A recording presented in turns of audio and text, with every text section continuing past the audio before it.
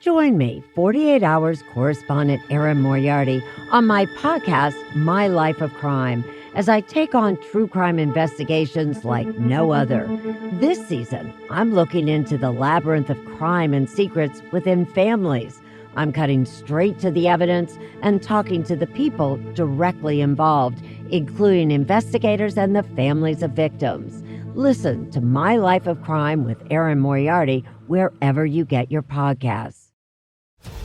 This episode is brought to you by Marvel Studios Echo. All episodes streaming January 9th, only on Hulu and Disney+. Rated TV MALV. Viewer discretion advised. Maya Lopez has betrayed her mentor, the notorious Kingpin. Now on the run, she returns to her hometown to prepare for the biggest fight of her life. Don't miss Marvel Studios' hardest-hitting series yet. An epic 5-episode event. Marvel Studios Echo. All episodes streaming January 9th, only on Hulu and Disney+. This is a Rogue Media Network podcast.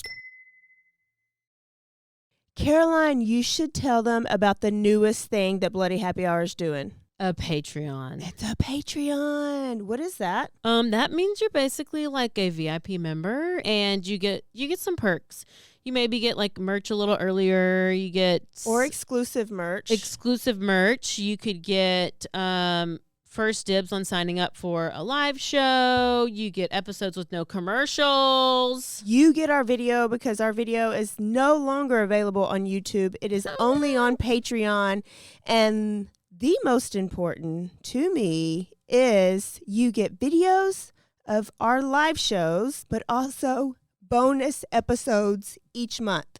But if you're on a Patreon, you're VIP, you're going to get more. Because I always have a lot of details I want to go to. I can law-splain. I might read a book.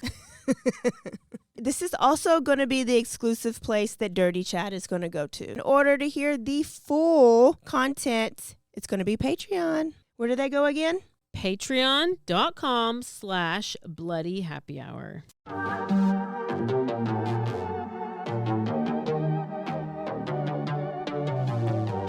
Hey y'all, I'm April. And I'm Caroline.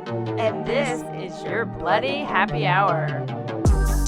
Caroline, are you ready for this? This is your newest guilty pleasure. It's the bloodiest part of your week. Did we say something about it also being happy hour? Show did. Because we about to be sipping on some murder. Bloody Happy Hour.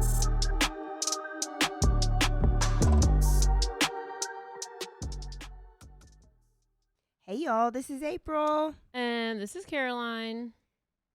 Thirsty Thursday edition. Full episode here, and we hope you're ready and excited.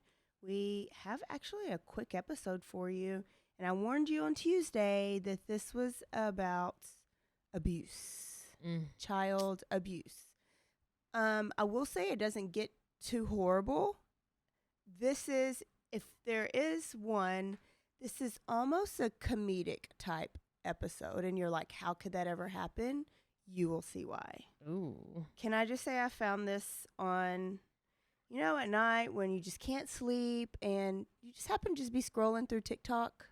Oh, yeah. The things that come up. Yeah. And that's how I found this episode. This story, I never heard of it. So we're going to go to Detroit, Michigan. Okay. Yeah, way far from Texas. Are you proud? Yeah, I am proud. You're really changing it up. Detroit, Michigan. But before we go to Detroit, can I tell you the story of Sweet Pea picking up a homeless person / panhandler? They're two different things. I can't. Let's let the homeless people get Let mad me just at tell you that Dirty Chat has picked up a homeless person before, so this is not a good sign. This is not a good sign. Sippy said he was at H-E-B getting gas, H-E-B in Belmead, and one of the panhandler guys asked him for a ride. So, and it was just this little short Hispanic dude. And Sippy says, man, at first he was going to say no. Then he was like, what if this is Jesus? What would Jesus do? Jesus may be posing as a homeless man like in the Bible. And so he was like, I'll just have him sit in the passenger seat, and I'm way bigger than him, so sure. Okay.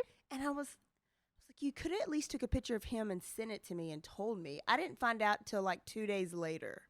So, anyways, this guy's in this car, and he did a good job because we gave him a full interview.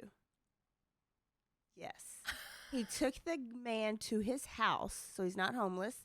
He lives near Baylor campus, and the house wasn't horrible. Like, it was just a, fine house. He was ready to go home and pick up his girlfriend because a lady just donated 2 nights at a local hotel for him because she thought he was homeless. So he was going to go pick up his girlfriend and have a rendezvous at this. How's he going to pick up his girlfriend? Is Sweet Pea taking them too? No. I don't know if they have a car at the house. I don't know if they go Uber, take the bus. So was he saying he was homeless, girlfriend. but he was saying he was a panhandler? Panhandler. So his job is to ask for money on the side of the road. Oh. Yeah. So he graduated from University High School. Oh my God, cricket just scared me. Graduated from University High School. And, didn't graduate. He dropped out of school, got on drugs really bad, did some time. And when he got out of jail, he decided he's just going to panhandle. Guess how much money he makes in a day on near Baylor campus? What? How much? I mean, not in a day, in an hour. $400 to $500 an hour on Baylor campus, especially during like prime time. So like football season, or like move-in time or graduation time. Yes. He'll make about half that anywhere else. Like, so he was by HEB Belmead. He'll make about half that in an hour. I don't believe him. He's lying. He'd be lying. Well, he was like, these Baylor kids, they have a lot of guilt, because they're so well off. So they see somebody like me, homeless, and really, in your heart, you're supposed to give. When you see somebody less than you, you're supposed to give. So you got to think this is a Christian campus. You're taught stuff like that. And the more you give, the more you receive. So he's taking advantage of that. Mm-hmm.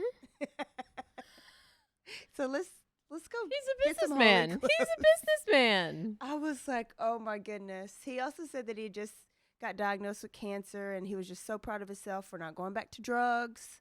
And I guess he's just proud of himself for being a panhandler. We should probably go just live the life of a panhandler for a day. He also left his bag and do you have to like rub dirt on your face? Like, what do you have to do? He didn't even look he looked sweaty and grungy because he had been in the heat all day, but no, nobody assumes, like, there's panhandlers that they pull their truck up, like a nice Chevy truck right there where they're Did he sit there with a sign saying he's homeless?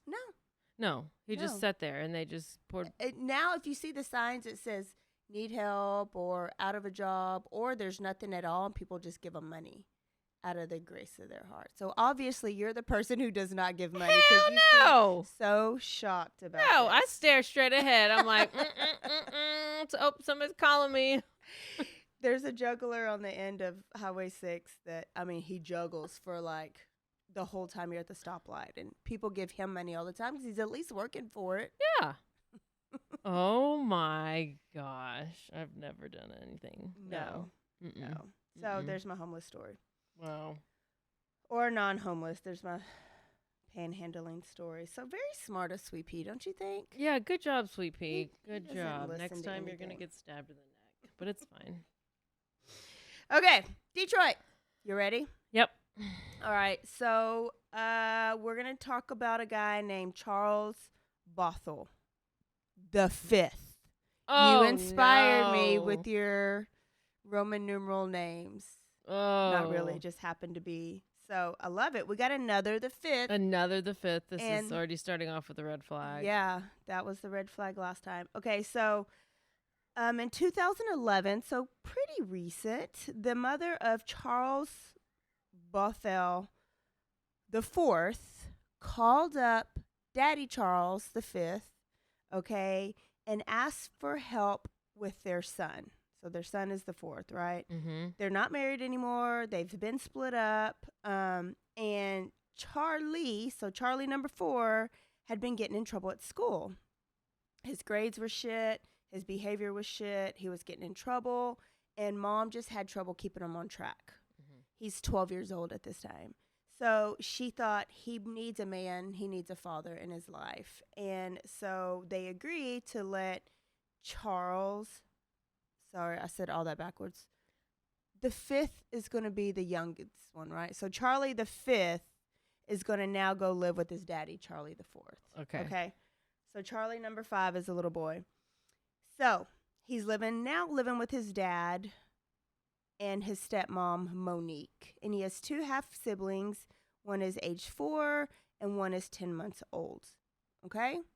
We're in Michigan, and he's still going to continue to go visit his mom on weekends, just like a normal separation, marriage, custody type thing is.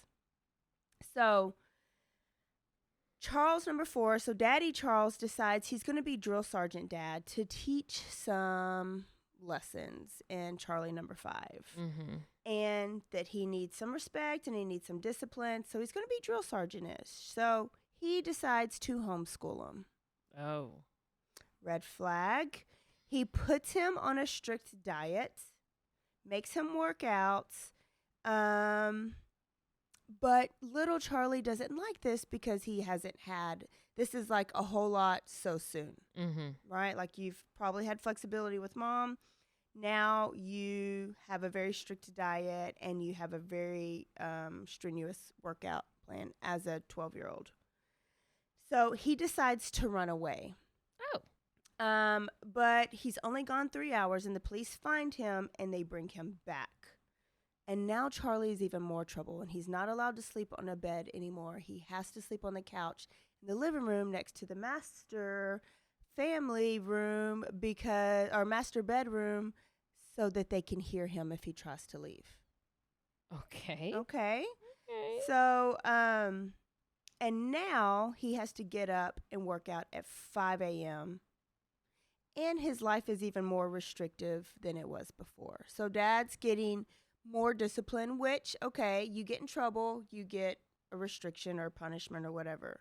So, but on June 14th, 2014, according to stepmom Monique, 12-year-old Charles went to work out at their gym. They're in a condo, so went to work out like at their little gym there, and goes to the bathroom, but he does not return. Oh no! Did he go down the toilet? What did he do? What did he do? Climb out the roof? She calls his dad and tells him that he's missing again. Oh, no. Maybe he ran away. Charlie. So Dad calls the police and reports him missing. So they come in. They immediately question, of course, Dad and stepmom. And the police search. They do extensive interviews with all the parents. They search the house, or they live in a condo.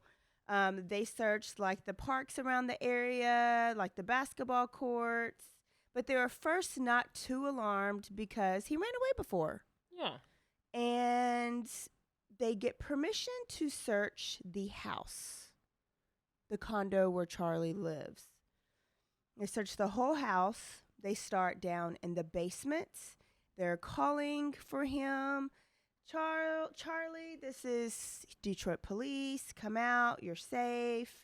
They're identifying themselves. Nobody says anything. Like, Charles does not come out.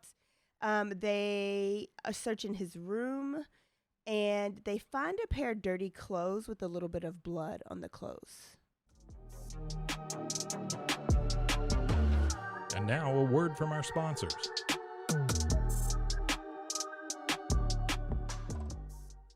All right, if you love smoothies or if you love your protein in the morning, you need to get you a Blend Jet.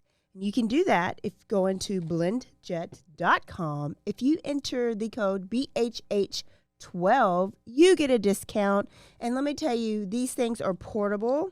They are easy to use. They can fit in your cup holder. You can have it at home or you can have it in your office like I do. Right this morning, I had my blueberry banana one How was with it? some chia seed. Wasn't chunky or anything? It was very smooth. when I have it in my shaker, it is a little chunky. So this is a great alternative. I love it.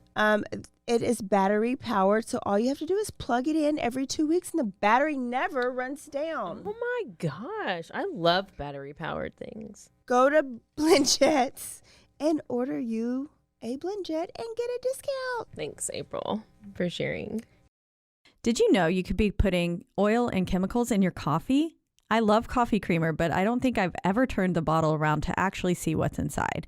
When I did, I found out many of my favorite creamers contain ingredients I would never intentionally add to my coffee cup, like canola oil, dipotassium phosphate, ew, and artificial flavors. Laird Superfood all started when big wave surfer Laird Hamilton needed morning fuel that could allow him to spend the entire day chasing the ultimate wave. He couldn't find anything in the market that met his ingredient standards, so made himself the ultimate plant-based creamer. Laird Superfood started and launched its first product, Original Superfood Creamer, in 2015. Laird Superfoods contain no artificial flavors, colors, or additives, and no sugars from highly refined corn syrup. All Laird products are sustainably sourced and thoroughly tested to ensure that you're incorporating the cleanest, finest fuel into your routine. All Laird products are also made of all-natural whole food ingredients, and they are crafted from the highest quality all-natural real food ingredients. Are you ready to feel more energized, focused, and supported? Go to lairdsuperfood.com and add nourishing plant-based foods to fuel you from sunrise to sunset. Use our promo code BOO at checkout to save 15% off your purchase today.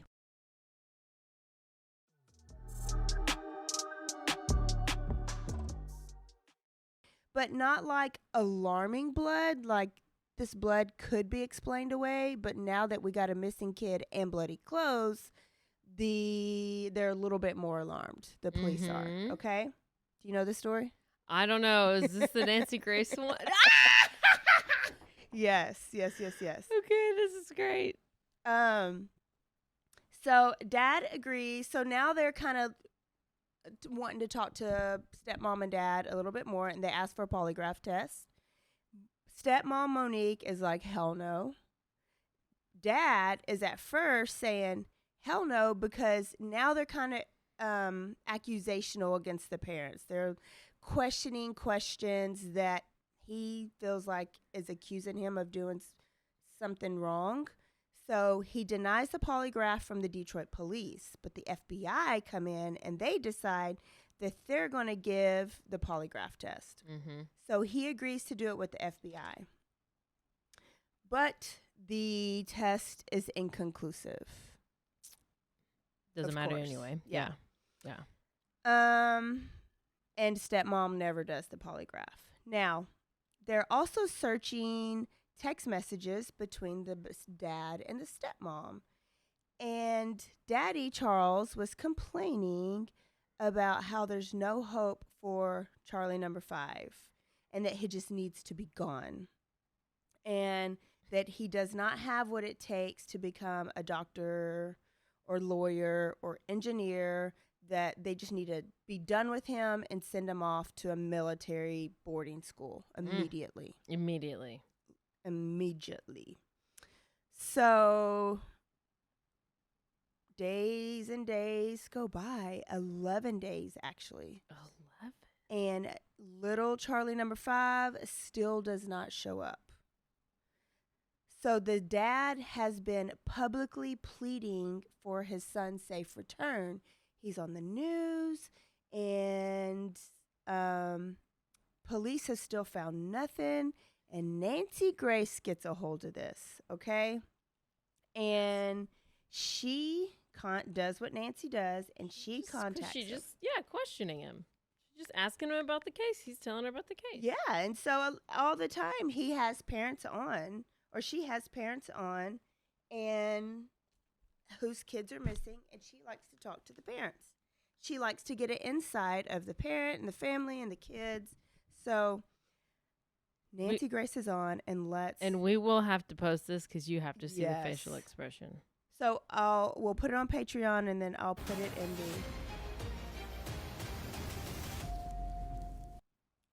It's kind of surprising, but diarrhea is actually a form of constipation. What Weird, is right? this? You've probably seen this guy. Okay, So I'll put it on Patreon and in the episode notes for the episode. But you guys have to watch this. Listen and imagine. The father of the missing 12-year-old boy, Charlie, with me is his father, Charlie Bothuell. Charlie, we're getting reports that your son has been found in your basement.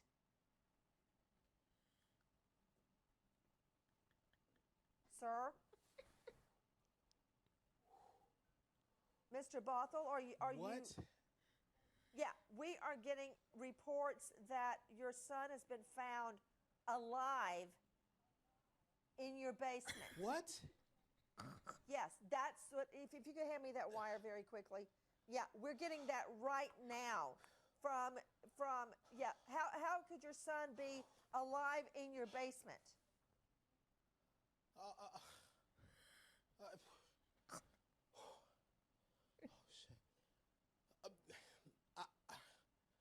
I have no idea.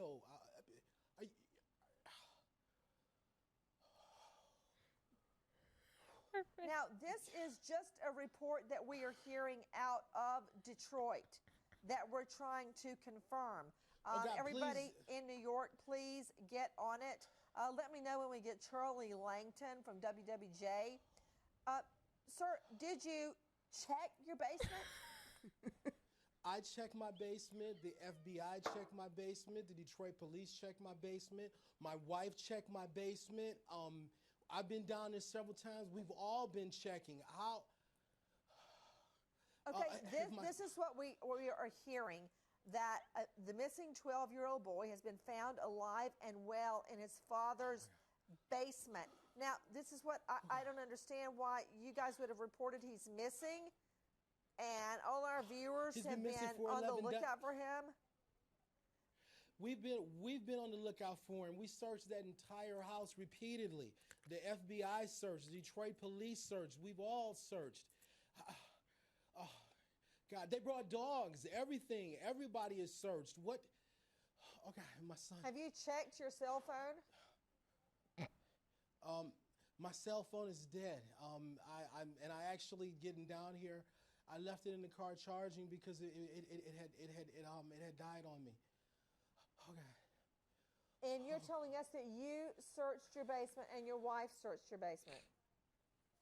I searched my basement. My wife searched my basement. The FBI searched my basement. The Detroit police searched my basement. We've all searched my basement multiple times.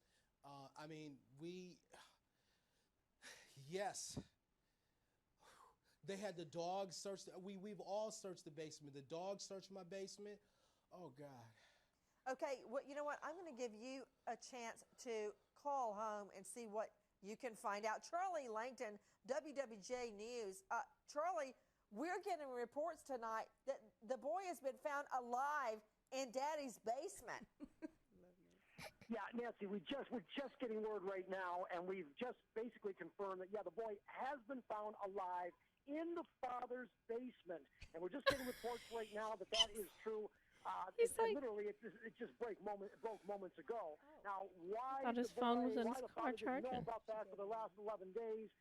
What if the child was afraid? If there was any other collusion amongst anyone? What the child ate? All of those are questions that we are trying to get reports on right now. We understand that we're sending news crews right now to the scene.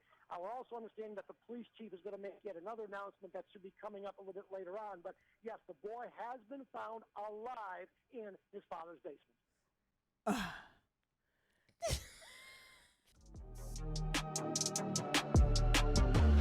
And now a word from our sponsors.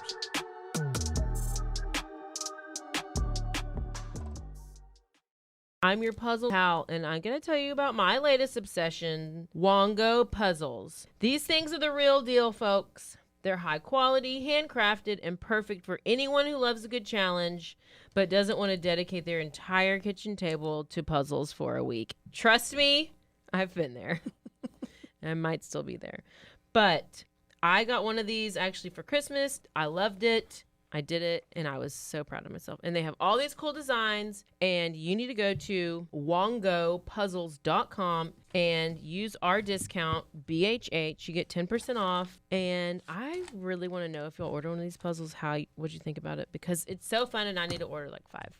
Cure hydration. If you are obsessed with your hydration like I am, this may be something good for you. This is something that is so easy. Forget about the Gatorade. That just dehydrates you even more. And if you don't like the taste of coconut water, try Cure Hydration. You can go to my offer link. It is zen.ai/BHH20.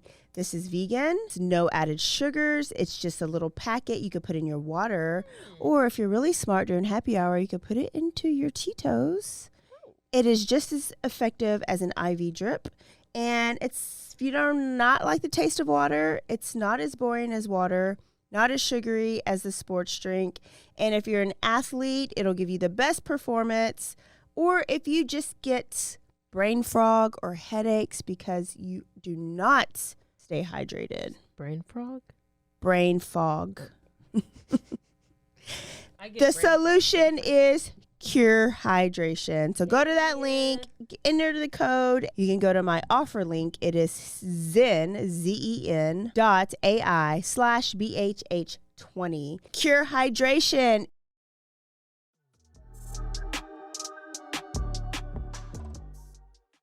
Thoughts, please. Thoughts.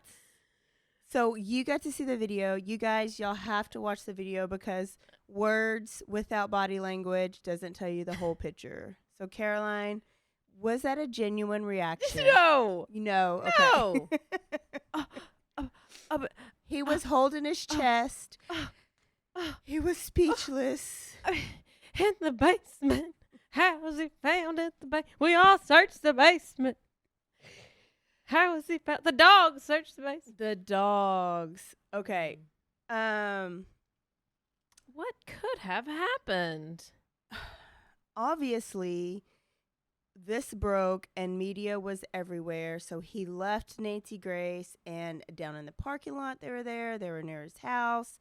And so they let the police people, the news people interview him on the street. It looks like he is near his neighborhood now. So I'm only going to play a little bit. Do I need to pay for something to not have these? What is it? On YouTube? Yeah. Oh. Charlie, let me ask you. What's your reaction? Did you know that he was in the basement? Man, no, I didn't know that he was in the basement. I searched. My wife searched. We've had dozens of police officers, FBI agents here, dogs. We've all been searching for my son. You know, so any intimation that I knew that he was in there somehow, it's absurd. Literally, I couldn't find him. You know, if the FBI couldn't find him and the Detroit police couldn't find him, for anybody to intimate, they did finally, yeah. They've been living in my house for the last 10, 11 days. Have They've you been looked in here. your basement? We looked in my basement. I looked in my basement. They looked. They went down there with search dogs. My wife looked before she called me. When was the last time you looked for your son down there? The last time I looked for my son down there was a few days ago, before the FBI did, before they came with the dogs. No, I've been in the basement, but has he ever hidden in there? Has he ever hidden in the basement before? Has he ever hidden down there before? No, he hasn't.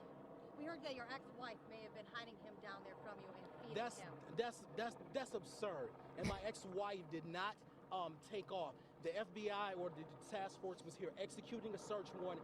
They forced my wife to leave. I was here. You guys were here. They stated we could not be in the house while the search was being executed. That was a decision of law enforcement, not the decision of my wife. How surprised are you that he was found in the basement? I'm shocked because I looked, like I said, the Detroit police looked, the FBI looked. Repeatedly, they've been through here. They've been in my house until 3 in the morning on occasions and all night.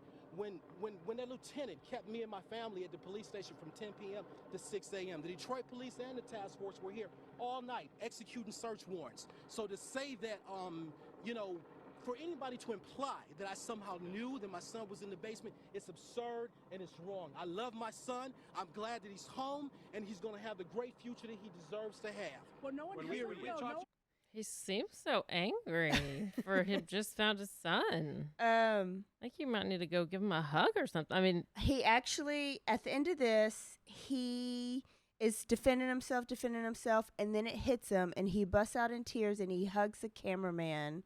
He, like, cries on the cameraman's shoulders. So I'll post this video, too, so you can watch. The whole video is, like, 9 minutes. But if you watch all of it, he kind of says all that over and over, but then he gets emotional, and he hugs the cameraman, like, and has tears, and he's just like, I'm so happy my son is home. So, I know.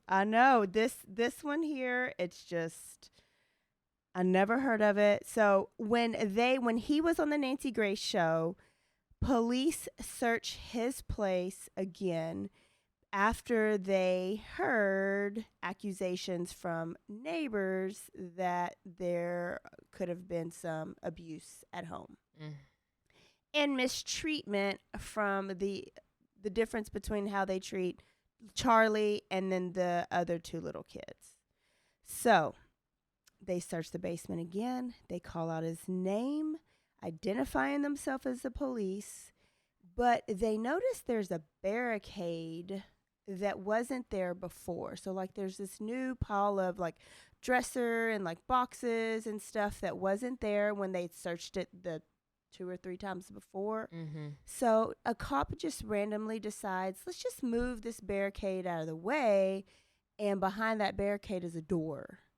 And in that door, it takes you to, like, this little closet. And the closet has a bunch of junk in there. But behind some other shit in this closet is Charlie hiding. So he was in there all the times. He didn't say, help me. He didn't cry out. And even when he knew the police were close and in there, he was still hiding from them. So that came out too. And then they grabbed him and they said, you're safe. And they're going to take him to the hospital. And the first thing that Charlie asks is, will my dad be there? And when the police told him no, he says, good. Ooh.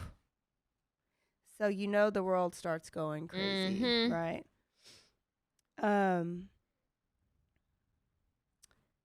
the hospital, and then afterwards, Charlie starts talking. Because at the hospital, they notice he has scars on him. He has bruising. And then there's the questions like, who's bringing him food? Because when they find him in this closet, there's Gatorade bottles, there's protein shakes. And so somebody had been bringing him something. Yeah.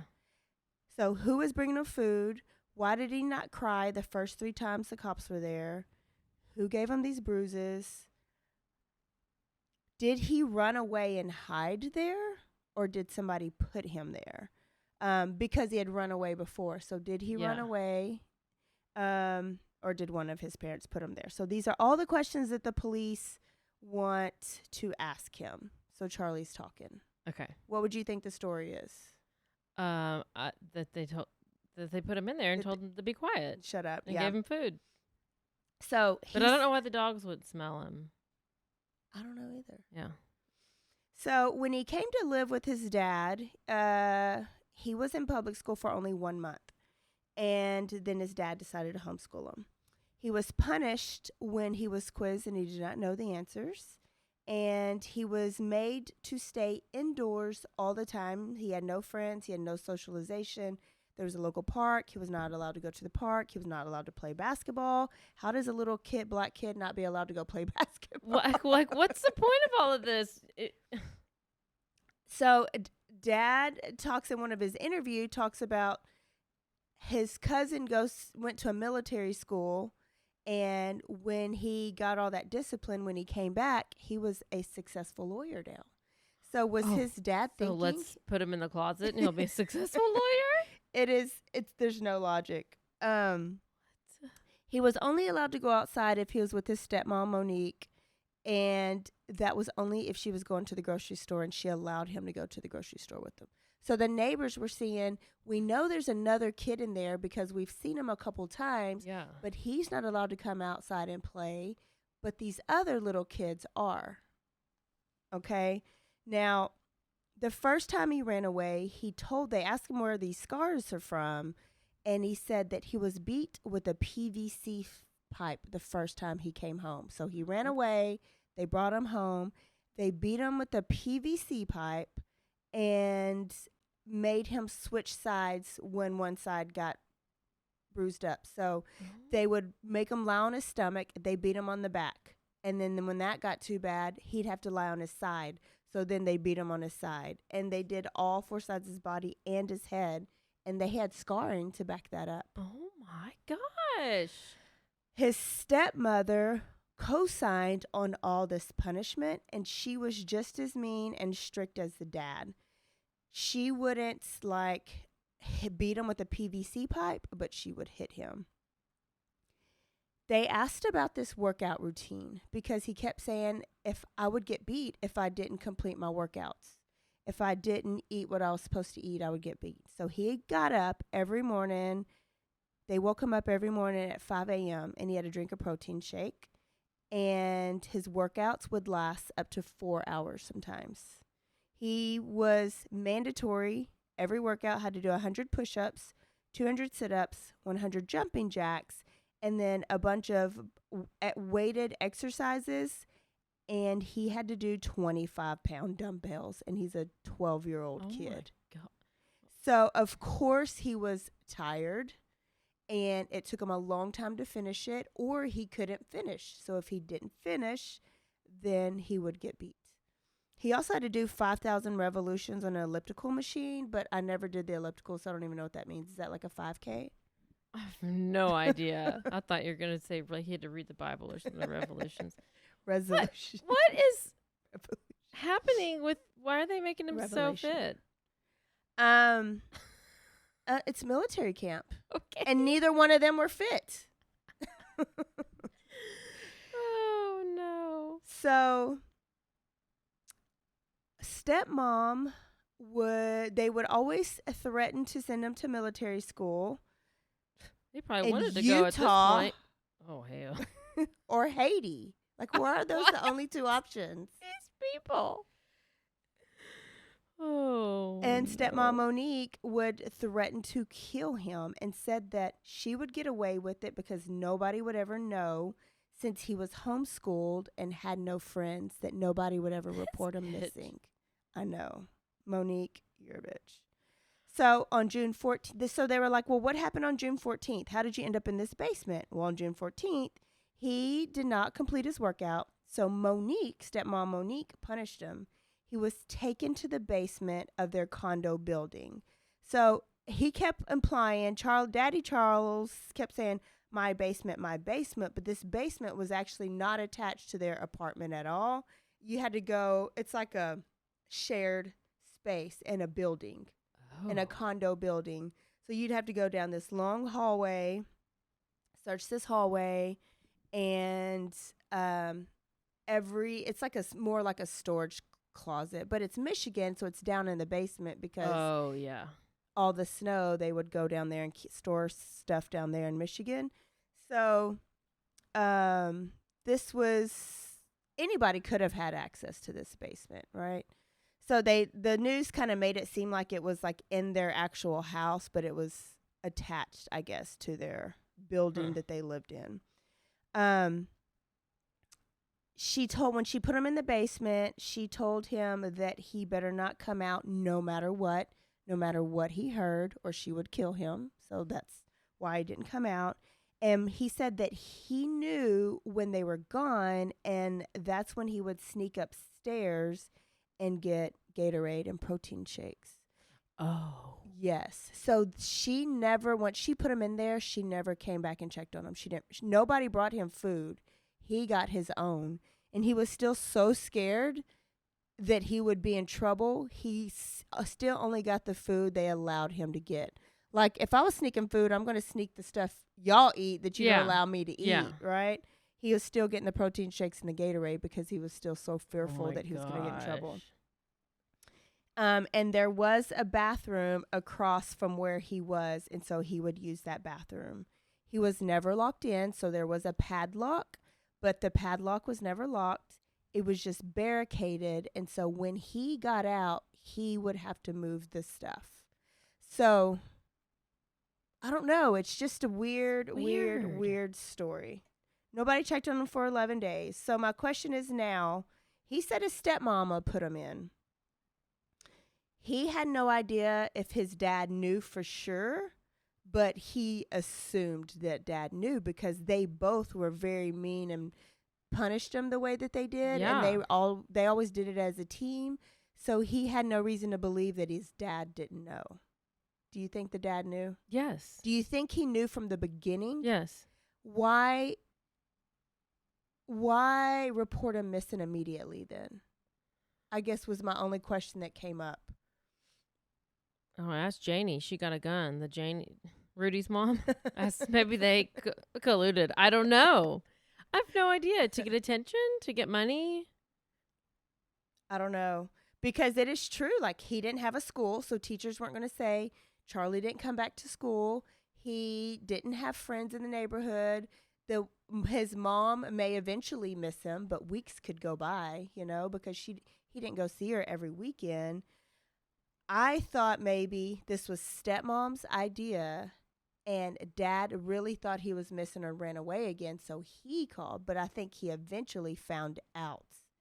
And it was like too late they probably was going to have a plan to have him found, but the police found him before that they could put that plan into action. So now he looks even worse. Yeah. I don't know. That's only. I don't know. I have no idea. You guys tell us. So is it the dad? Did they both know? Or is this just the work of an evil stepmother? Or a lot of people think that Charlie actually did run away because he didn't finish his workout and that he wanted to run away to get away from his parents. So that he ran away, but then he came back and just went into the basement? That he just ran to hide in the basement and snuck up and got food whenever. And that's why he was hiding from the police. And that's why, he wasn't malnourished. That's why there wasn't poop in the room because he had access. He could leave anytime he wanted to go across the hall to the bathroom. Oh, so you think he was just hiding from everybody? Yes. Well, but in the that was another scenario that was going around at this time. I don't know now. I don't know. So Charles and Monique were obviously arrested for child abuse and torture, and the other kids were removed from their home. It came out that Monique was already on probation. She had a gun charge, and they both pled not guilty to the charges. Mm-hmm. So there was a hearing April of 2015. Charlie, number 5, so little Charlie testified and told the jury and everybody everything that I'd already told you. But he said that it got so bad that he had contemplated suicide. He just wanted to go home to his mother. But he believed that if he told his mom or anybody else that they would not believe him and that nothing would change, that's why he wanted to die. Which that is common of children of abuse because they become hopeless and powerless, that they don't think there's any point of reporting it. June was the trial, and they ended up dropping the torture charge, so they were just going to go to trial for abuse. Now, the defense claimed that little Charlie, wanted to work out because he thought he was overweight, and that he had already ran away before and that he was acting out and chose to run away because he wanted to be with his mom, and that basically Charlie was a broken boy. So Charlie was making all this up, is what the defense was claiming. Okay. And that these parents who tried to give him discipline should not be punished because this is just a little badass kid. Okay. What the heck is happening? But Daddy Charles actually confessed to beating him with a PVC pipe and, a bunch of the other stuff. So stepmom made a guilty plea, and she pled guilty to a misdemeanor charge, which she was able to get her kids back, and her record would be cleared after 6 months. So she did all this in 6 months. She got her kids back, and in 6 months, no abuse on her record at all.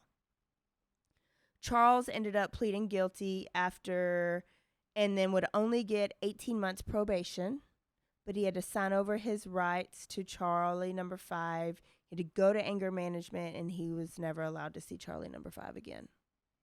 Oh my gosh. Nobody did jail time. Good for them. Wow. Charlie did get to go live with his mom like he wanted. Okay. So this all ended in like 2015, and it was all over, and then it got really, really quiet.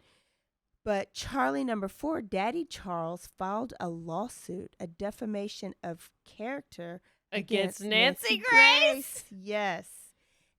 Because Nancy called him a garden variety sadist.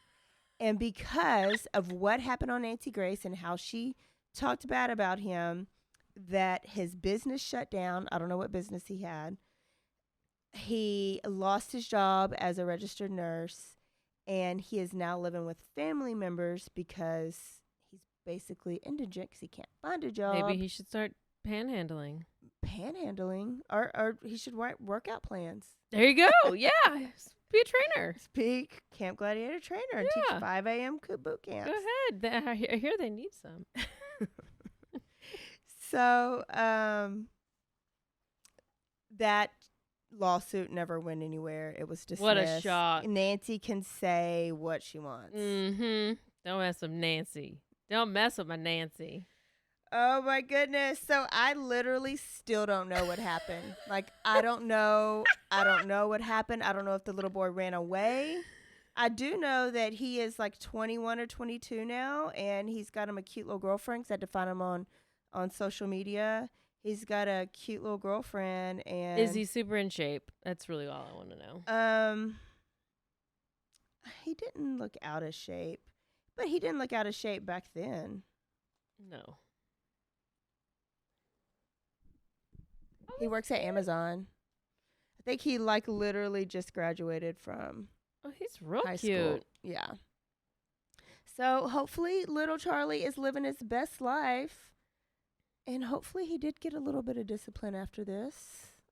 I don't know. So you guys tell me what you think. Is it all stepmama?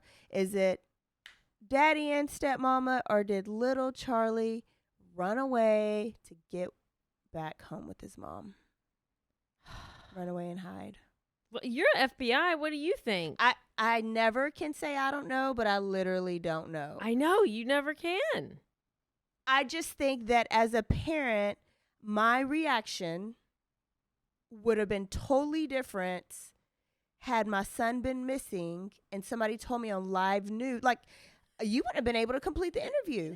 No, you get up and go. Like, go, where's my kid? Like, yes. Where's my kid? Let me go get him. Get and hug up. him. Like, you could tell he was It just did not seem. Yeah. Which maybe a mama's reaction would have been different. I don't know. But I didn't even see any tears. No. So there was no shock besides the fact that it's on air and now everybody knows your kid was in your basement. I can't.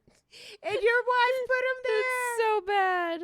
Anyways, there's a sad story wrapped up in a little bit of craziness just for you guys. I love it. Yeah, I had randomly come across that one a while back, and I wanted to, yeah, I'm glad you did it because it was like wild. I know. I just really wanted them to see that video. So you guys go find the video. It's crazy. But I'm just warming you up for my next case. It is going to be a lot worse. So I got to give you one more child abuse. Okay. All right. That is it. Love it. Perfect. Okay. Send this episode to a couple people and subscribe if you have not already. And go on and give us a review on Apple or what's the thing? Start a chat on Spotify or rate us on Spotify.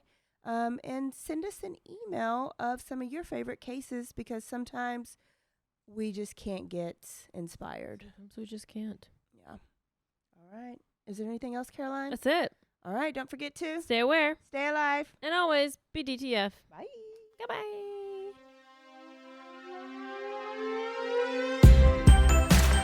Everybody has a story worth telling. I'm Corey Duncan. On Best Story Ever, I take guests that you know through their most unique and captivating stories. The best part? I hear the story for the first time when you do. Everyone has a story. What's yours? Find Best Story Ever on Apple Podcasts, Spotify, and anywhere you listen to podcasts.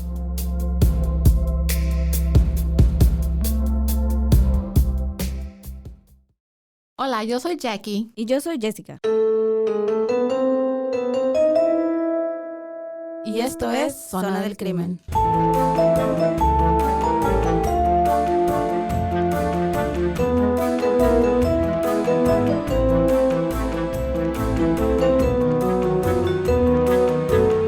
Un podcast donde hablaremos sobre casos de crímenes reales y eventos impactantes que han quedado marcados a través del tiempo. Recuerden que nos pueden seguir en Facebook, Instagram o donde escuches tus podcasts favoritos.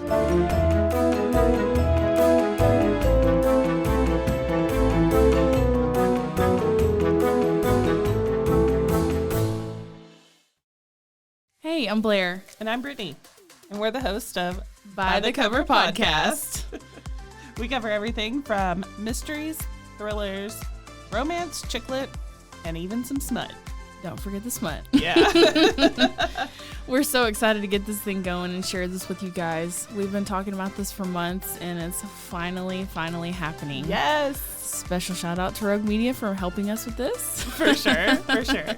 You can find us on Instagram at bythecover_podcast. You can also find us on Facebook and TikTok, so don't forget to give us a follow on those two also. And we are so excited to dive into some of our favorite books and share those with you. We can't wait. Hope you love it.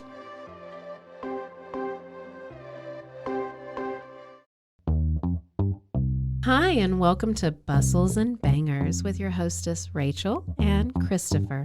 I love it when you say my name.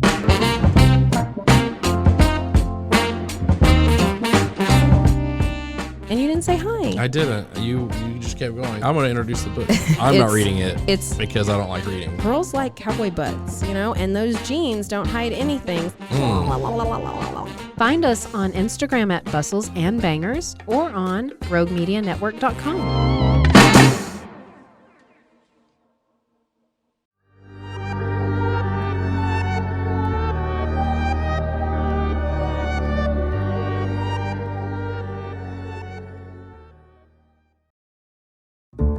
This has been a Rogue Media Network production.